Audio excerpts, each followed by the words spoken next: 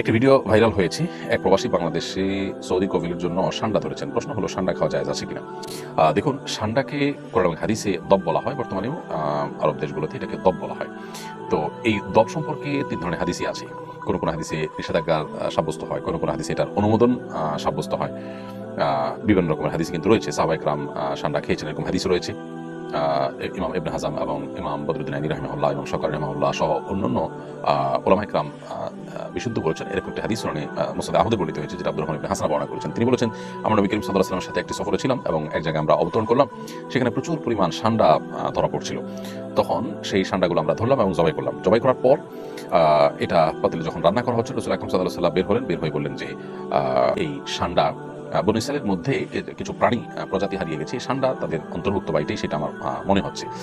তো এখানে নবী করিম সাল্লাল্লাহু আলাইহি সাল্লাম এই প্রাণী অর্থাৎ সান্ডা খাওয়ার পর তিনি উৎসাহিত করেছেন। হাদিসে সেটি রয়েছে। আব্দুল্লাহ ইবনে আব্বাস রাদিয়াল্লাহু আনহু থেকে বর্ণিত একটা হাদিস সহিহ মুসলিমে বর্ণিত হয়েছে।